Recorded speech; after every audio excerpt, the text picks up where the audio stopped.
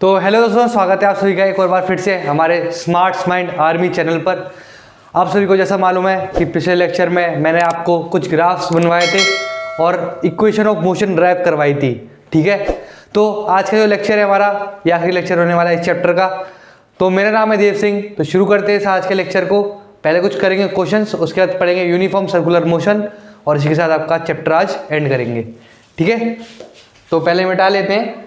आपके सुशील भैया भी जस्ट गए ही हैं और मिटा के नहीं है बोर्ड को।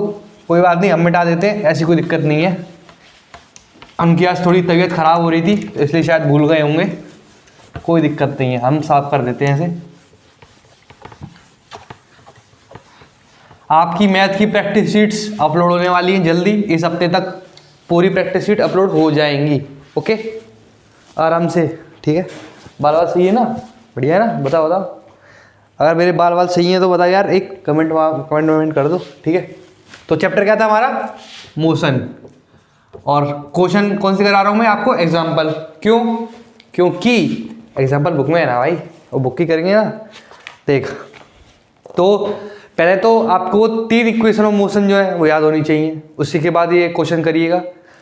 तो जैसा कि सब जानते ही हैं, पहले 4 सेकंड स्क्रीन पर क्वेश्चन आ जाएगा, या फिर अपने एनसीईआरटी से पढ़ ले, और उसके बाद ट्राई कीजिए, उसके बाद मैं बताऊंगा। ठीक है, तो पहला क्वेश्चन है अभी, तो इसलिए पहले मैं कराता हूँ, उसके बाद अगले वाले को आप देखना। ठीक है, तो एग्जाम्पल क्या है आपका? एग्जाम्पल है आपका 8.5। एग्जाम्पल 8.5। ओके, क्या बोल रहा है ये? अ train starting from rest attains A velocity of 72 kilometre per our. A train starting from rest, rest का मतलब क्या होता है? उसकी इनिशियल वेलोसिटी क्या है? 0। ओके, और उसने कितनी स्पीड अटेन कर ली? फाइनल वेलोसिटी उसकी 72 किलोमीटर पर आवर। ओके, फिर क्या बोल रहा है? इन 5 मिनट्स, टाइम क्या है इसका? 5 मिनट्स। ओके, अब क्या बोल रहा है? Assuming that the acceleration is uniform, यानी चेंज इन एक्सेलरेशन, एक तरीके से क्या एक्सेलरेशन क्या है हमारा? यूनिफॉर्म है, आराम से बढ़ रहा है। तो यूनिफॉर्म है, वेलोसिटी भी आपकी वेरिएबल होगी, एक तरीके से इसमें चेंज हो रही होगी। और क्या निकालना है? पहला द एक्सेलरेशन, और सेकंड क्या है? The distance travel by the train for attaining this velocity. तो पहला वाला पार्ट निकाल लेते हैं। पहला क्या पूछ रहा है? पहला पूछ रहा है कि इसका एक्सेलरेशन कितना होगा। ठीक है, एक्सेलरेशन क्या होता है आपका? बताओ बताओ, आप बताओ क्या होता है एक्सेलरेशन? होता है v minus you upon T. Okay, तो या तो पहली इक्वेशन ऑफ मोशन लगा लो या सिंपल एक्सेलरेशन के फॉर्मूले से कर लो, दोनों से आंसर सेम ही आएगा। तो मैं क्या कर रहा हूँ? एक्सेलरेशन का फॉर्मूला लगा दे रहा हूँ। तो क्या होगा? 72 माइनस 0 अपॉन टाइम किसमें है? 5 मिनट। अब देखो, अगर एक्सेलरेशन आपको किलोमीटर पर आवर स्क्वायर में लाना है तो क्या करो? इस 5 मिनट को क्या करो? आर में कन्वर्ट कर लो। कैसे? 60 से डिवाइड मार के। तो ये कितना हो गया आपका? ये हो गया आपका 1/12। ठीक है, तो ये हो गया एक तरीके से 1/12, और ये ऊपर गया तो ये हो गया आपका 72 × 12, यानी ये हो गया आपका, मल्टीप्लाई कर लेते हैं इधर साइड में, बढ़िया से आप भी कर लेना। 14 2 7 4 6 8 864 किलोमीटर पर आवर। अब देखो, ट्रिक बता देता हूँ आपको। ट्रिक बताऊँ क्या? अगर मीटर पर सेकंड दे रखा होता है ना, अगर आपको कोई भी चीज़ और उसको किलोमीटर पर आवर में करना है, तो ऊपर क्या कर दिया करो? 5 का और नीचे 18 का मल्टीप्लाई मार दिया करो। मीटर पर सेकंड में तो क्या आ जाती है आपकी? किलोमीटर पर आवर आ जाता है। ठीक है, इसको याद रखना, इसको नोट कर लेना, मतलब साइड में बढ़िया से। तो ये हो गया आपका पहला पार्ट। देख लेंगे इसका आंसर क्या है। सही है क्या? लग तो सही रहा है। क्यों? क्योंकि मीटर पर सेकंड में निकाला है। ओके, अब चलते हैं आपका सेकंड पार्ट पर। सेकंड पार्ट क्या कह रहा है? सेकंड पार्ट आपका कह रहा है, कहाँ गया? The distance travel by the train, यानी जहाँ से ट्रेन शुरू हुई है और उसने अब तक जितनी स्पीड अटेन की है, उसके बीच में उसने कितनी डिस्टेंस अटेन कर ली है। तो बताओ इसमें कौन सा फॉर्मूला यूज करेंगे? बताइए। देखो, अब खुद देखना, अभी आप खुद बता दोगे। इनिशियल वेलोसिटी दे रखी है, फाइनल वेलोसिटी दे रखी है, टाइम भी दे रखा है, और हमने एक्सेलरेशन भी निकाल लिया है। ठीक है, एक्सेलरेशन तो जरूरी है भाई। तो या तो मैं इसमें सेकंड वाली लगा सकता हूँ या थर्ड वाली भी लगा सकता हूँ। तो एक काम करता हूँ, क्या करूँ, मैं इसमें सेकंड वाली लगा देता हूँ, या फिर थर्ड वाली सही रहेगी। हाँ, थर्ड वाली सही रहेगी, क्योंकि थर्ड वाली में क्या है, वरना फिर टाइम का इश्यू आ जाएगा। तो वही करते हैं, 2as equal to V square minus U square. V square यानी 72 का स्क्वायर माइनस 0, 2a आपका हो गया 864 और s आपका डिस्प्लेसमेंट, तो ये होगा 72 का स्क्वायर डिवाइडेड बाय 684 इंटू 2।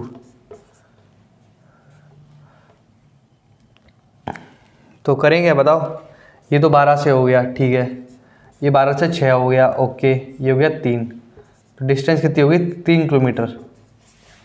देख लिया जाए, बहुत सही आंसर आपका सही आया है, ठीक है। तो ये आ गई 3 किलोमीटर।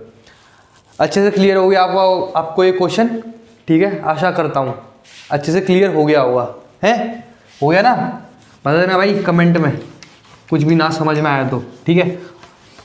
सबसे बढ़िया आपको मैं एक तरीका बताऊं न्यूमेरिकल सॉल्व करने का। क्या किया करो, सबसे पहले अगर आप न्यूमेरिकल सॉल्व करते हो ना, तो क्या किया करो, पहले तो गिवन जो दे रखा होता है उसको लिख लिया करो। उसके बाद अपना दिमाग लगाया करो कि यार ये गिवन है और मेरे को पूछा क्या है। मेरे को अगर डिस्टेंस पूछी है तो मैं ये वाला फॉर्मूला लगाऊंगा, और किससे शॉर्ट पड़ेगा ये भी देखा करो थोड़ा बहुत। पर शॉर्ट पढ़ने वाली तो बात की है पहले। चलते हैं आपके एग्जाम्पल 8.6 पे। क्या बोल रहा है, देखो, a car accelerates uniformly 18 kilometre per hour to 36 kilometre per hour. यानी यूनिफॉर्म वेलोसिटी आपकी चेंज हो रही है 18 से 36, कितने सेकंड में, 5 सेकंड में। तो पूछ रहा है फर्स्ट पार्ट एक्सेलरेशन कितना होगा, और सेकंड क्या है, डिस्टेंस कितनी कवर करेगी कार, ठीक है। तो आप सभी को मालूम है, ये पिछले वाले का जस्ट कॉपी क्वेश्चन है, इसमें 10 को हटा के कार कर दिया है और वैल्यू चेंज कर दी है, ठीक है, बिल्कुल। तो ये आप अपने आप कर सकते हो, बताओ, पहले तो अटेम्प्ट कर लो अपने आप, ठीक है, और अपने आप कर लेना, ठीक है से, इसलिए मैं इसको छोड़ देता हूँ। अब मैं इसके अगले वाला करा रहा हूँ, क्योंकि जस्ट ये सेम वाला है, सेम जैसा इसके से है। The brakes applied to a car produce an acceleration of 6 metre per second, ठीक है। ब्रेक लगाई गई है, एक्सेलरेशन कितना हुआ है आपका, 6 metre per second square, in opposite direction to the motion. अब देखो, मोशन के अपोजिट डायरेक्शन में, मोशन के अपोजिट डायरेक्शन में, यानी एक तरीके से क्या बोल रहा है, माइनस। और क्या बोल रहा है, if the car takes 2 second to stop after the application of brakes calculate the distance it travel during this time. यूं बोल रहा है, अगर मेरी गाड़ी ए पॉइंट पे थी और मैंने इस टाइम पर ब्रेक लगाता हूं तो उसको बी पॉइंट तक रुकने में 2 सेकेंड लग जाएंगे। तो ये पूछ रहा है क्या, कैलकुलेट द डिस्टेंस, इस 2 सेकेंड के इंटरवल में जब उसने ब्रेक लगाई है इसका डिस्टेंस इसने कितना कवर किया होगा। तो पहले फर्स्ट पार्ट निकाल लेते हैं। तो आपका एक्सेलरेशन क्या है इसके हिसाब से, ये हो गया आपका माइनस का 6 metre per second square, okay. तो फर्स्ट पार्ट करेंगे, नहीं फर्स्ट पार्ट कुछ है नहीं इसमें, इसने बस डिस्टेंस पूछी है। तो देखो, डिस्टेंस हो गई और फाइनल क्या होगी आपकी, फाइनल वेलोसिटी 0 मीटर पर सेकंड। ऐसा क्यों, देखो, फाइनल 0 मीटर पर सेकंड इसलिए होगी क्योंकि हम इसको भी मोशन में मान रहे हैं, तो ये इसकी क्या होगी, इनिशियल वेलोसिटी होगी पॉइंट ए से इसके पास कोई वेलोसिटी होगी v मान लेते हैं, v नहीं x मान लेते हैं, वो इसकी इनिशियल वेलोसिटी हो गई। और b क्या है, b पे जाके रुक जाएगी, तो ये जाके यहाँ क्या आएगा, इसका फाइनल वेलोसिटी, जहाँ पर ये खत्म होगी फाइनल, तो ये हो गया v इसका 0। u हमें मालूम नहीं है, u अननोन है, ठीक है। और टाइम हमें मालूम है, टाइम है कितना, 2 सेकेंड, ठीक है। और क्या पूछी इसने, डिस्टेंस पूछी है। तो पहले क्या करना पड़ेगा, हमें एक टाइम निकालना पड़ेगा, क्यों, नहीं सॉरी टाइम बोल रहा हूँ मैं, पागल हो गया थोड़ा सा। हमें पहले u निकालना पड़ेगा, क्यों, क्योंकि अगर आपको डिस्टेंस निकालना है तो आपको 2 इक्वेशन होती हैं, सेकंड वाली और थर्ड वाली, और दोनों में आपका जो इनिशियल वेलोसिटी है वो मेन होता है, मतलब होता ही है उसमें। तो आपको इनिशियल वेलोसिटी की पहले वैल्यू जाननी होगी।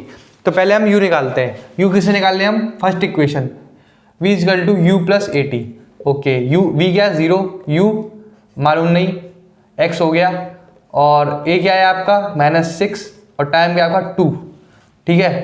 तो ये क्या हो गया, x हो गया आपका 12, ओके। तो मेरी इनिशियल वेलोसिटी क्या लिखाई जिसमें चल रही थी गाड़ी, 12 मीटर पर सेकेंड। अब निकाल लेता हूँ कि इसने डिस्टेंस कितनी ट्रेवल करी है, तो हो गया 2as equal to V square minus U square, third equation of motion, और v हो गया 0, u हो गया इसका 144, और एक्सेलरेशन हो गया इसका -6, और टाइम हो गया 2, टाइम क्यों है, सॉरी डिस्प्लेसमेंट है वो भाई, ओके। तो s क्या आ गया आपका -144 अपॉन -12, और इससे कट गया तो यह क्या आ गया 12, यानी 12 मीटर। इस गाड़ी ने इन 2 सेकंड में 12 मीटर का डिस्टेंस कवर कर लिया होगा, और आपका आंसर भी बिल्कुल सही है, ठीक है। अब इसके बाद आपका लास्ट टॉपिक पे आ रहे हैं, यूनिफॉर्म सर्कुलर मोशन। बहुत बड़ा टॉपिक नहीं है और बहुत खींचूंगा भी नहीं इस टॉपिक को, क्यों, आपकी बुक में भले ही 2 पेज का दे रखा है, बहुत से लोग इस पे एक लेक्चर लेते हैं, ज़्यादा खींचूंगा नहीं, ज़्यादा बड़ा नहीं करूँगा, क्योंकि बहुत सिंपल है, ठीक है। आराम से बोलूँगा, एक एक करके पढ़ाऊँगा, ठीक है, कोई दिक्कत नहीं है। अब देखो क्या बोल रहे हैं, यूनिफॉर्म सर्कुलर मोशन। देखो पहले इसका बेस क्या है वो समझो, इस सर्कुलर मोशन का बेस कहाँ से आया। अब अभी तक हमने जितने भी मोशन पढ़े ना और क्वेश्चन करें, उसमें क्या आपने देखा होगा कि हमारी जो गाड़ी है या कार है वो हमेशा स्ट्रेट लाइन में चल रही है और डायरेक्शन चेंज नहीं हो रही है। यानी एक तरीके से मैं क्या कह सकता हूँ, मेरा जो एक्सेलरेशन होता है किस पे डिपेंड करता है, वेलोसिटी पर, और मेरी वेलोसिटी किस पे डिपेंड करती है, डायरेक्शन पर और उसके मैग्नीट्यूड पर, है इन 2 चीज़ों पे डिपेंड करती है। पर अभी हमने जितनी भी एक्सेलरेटेड मोशन पढ़े हैं उसमें हमेशा हमने मैग्नीट्यूड को प्रेफर किया है, मैग्नीट्यूड यानी उसकी वैल्यू को, कि इतनी स्पीड से चल रही है, इतनी वेलोसिटी है इसकी, हमने कभी भी डायरेक्शन पर ध्यान नहीं दिया। अब क्या होगा, इस टॉपिक में हम मैग्नीट्यूड को छोड़ के डायरेक्शन पे ज़्यादा ध्यान देंगे, कि कोई भी आपकी चीज़ होती है अगर उसकी डायरेक्शन कंटिन्यूसली चेंज की जाए तो उसमें ऐसी क्या खासियत पाई जाएगी या फिर क्या चेंज पाया जाएगा, ठीक है। ये हो गया इसका बेस, यूनिफॉर्म सर्कुलर मोशन। पहले इसकी डेफिनेशन लिख देता हूँ आपको बढ़िया से, उसके बाद आगे प्रोसीड करेंगे, या फिर चलो पहले समझा देता हूँ डेफिनेशन बाद में। तो आपकी जितनी भी अब तक एग्जाम्पल थे उसमें आप हमेशा सीधे चले थे ए से बी। अब अगर मैं बोलता हूँ अब ए से बी ऐसे जाओ, ए बी सी डी। अब आप खुद सोचो, अगर आप ए पॉइंट से चालू हुए हो और बी पे जा रहे हो तो आपको शार्प टर्न लेना पड़ेगा। उससे क्या होगा, आपका उससे डायरेक्शन चेंज होगी। और कभी भी हमारा जो भी कोई भी ऑब्जेक्ट होता है, अगर मैं रियल लाइफ की बात करूं, अगर आप दौड़ रहे हो और जस्ट शार्प टर्न आ जाता ना ऐसे राइट एंगल पे, तो उससे क्या होता है आपको मालूम है, आपको अपनी स्पीड को धीरे करना पड़ता है, वेलोसिटी को धीरे करना पड़ता है। तो ये तो रियल लाइफ की बात हो गई।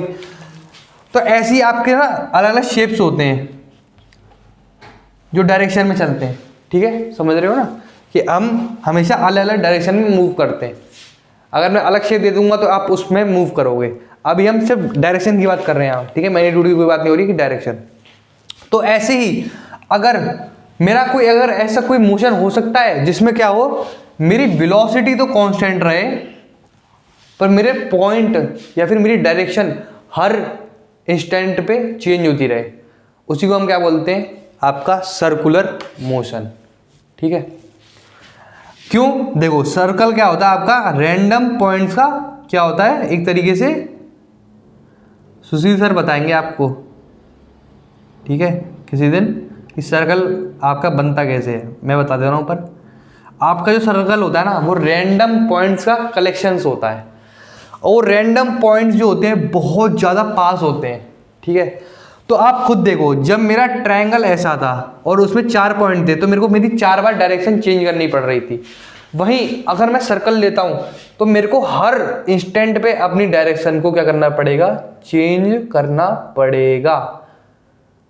अगर मेरे को अपनी वेलोसिटी को हर इंस्टेंट पर चेंज करना पड़ेगा तो क्या हो गया ये बताओ, मेरी मैग्नीट्यूड तो कांस्टेंट रहा एक तरीके से, और मेरा डायरेक्शन क्या हुई, हमेशा हर वक्त चेंज होती गई।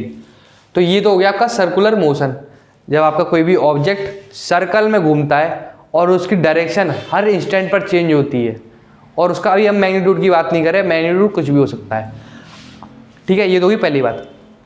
अब ये सुनो, अब मेरा कोई ऑब्जेक्ट है, अब वो क्या कर रहा है, अब वो इसमें मूव कर रहा है इस सर्कल में, पर अब उसकी जो वेलोसिटी है वो क्या हो जाती है, एक तरीके से कांस्टेंट हो जाती है, या फिर एक तरीके से यूनिफॉर्म हो जाती है।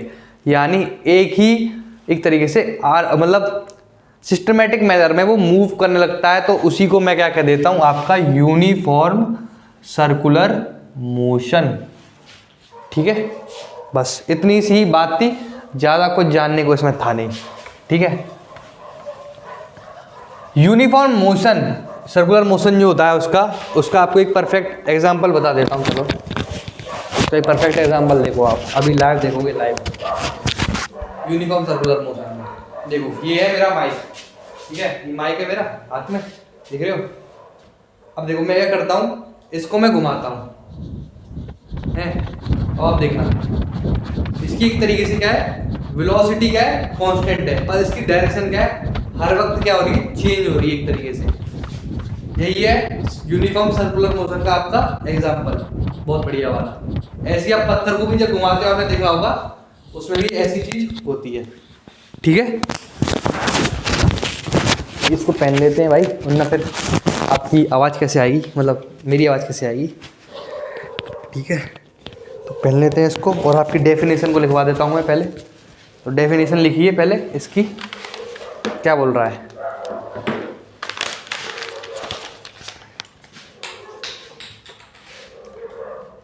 An object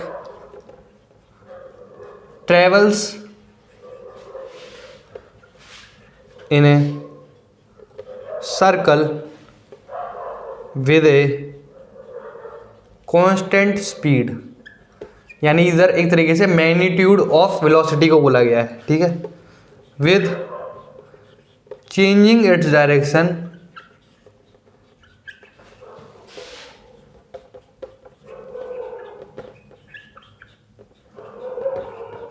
at every instant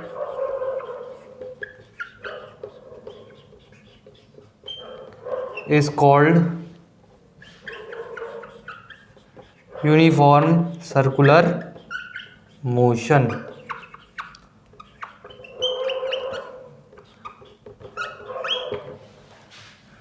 अब देखो, अगर इसमें वेलोसिटी कांस्टेंट है तो क्या हो गया, इसमें ए आपका क्या हो जाता है, एक तरीके से जीरो हो जाता है, ठीक है। पर इसको लिखने की कोई जरूरत नहीं है, ठीक है, इतना ही बहुत है, इतना पूछा भी नहीं जाएगा।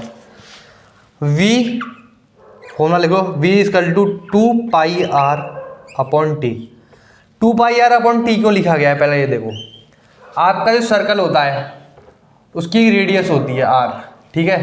और अगर इसको मेरे को पूरा पैरामीटर चलना है, इसका पैरामीटर, इसकी जो डिस्टेंस कवर होगी मेरे ऑब्जेक्ट की, इसकी पैरामीटर तो होगी, तो इसका पैरामीटर क्या होता है, 2πr। तो डिस्टेंस अपॉन टाइम आपका क्या होगा, एक तरीके से वही होगा वेलोसिटी। और ये किस में होगी, आप खुद सोचो, r आपका किस में होगा, मीटर में, टाइम सेकंड में, तो ये भी होगी आपकी मीटर पर सेकंड में, ठीक है। बहुत बढ़िया है, आपने मुझे सुना और इस चीज़ को लिख लिया होगा, ठीक है। आप सभी का बहुत बहुत धन्यवाद है मेरी तरफ से। आपने एक और चैप्टर आपकी सहायता से मैंने कंप्लीट किया, आपके मोटिवेशन से, आपकी लगन से, आपकी पढ़ने की चाह से, ठीक है।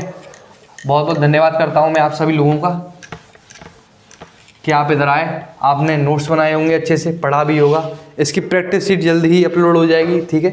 अब ज़्यादा टाइम नहीं लगता प्रैक्टिस शीट्स को अपलोड होने में, क्योंकि अब सब क्या है, स्मूथ है, ठीक है, आसान है, ठीक है। तो सभी को मेरी तरफ से बहुत बहुत धन्यवाद, सबको मैं करता हूँ बहुत बड़ा थैंक यू मेरी तरफ से, ठीक है। आज मेरी तरफ से पार्टी ले लीजिएगा, घर पे जाके एक समोसा खा लीजिएगा, ठीक है। पेटीएम का नंबर मत भेजना बस अपना, ठीक है, क्योंकि उसके लिए मेरे पास पैसे नहीं है, ठीक है। तो बहुत बहुत धन्यवाद आपका मुझसे पढ़ने के लिए। आशा करता हूँ आपको सारी चीज़ समझ आई होगी। मिलते हैं आपसे फिर अगले चैप्टर में, तब तक के लिए सभी को सी यू, टाटा, गुड बाय और राधे राधे।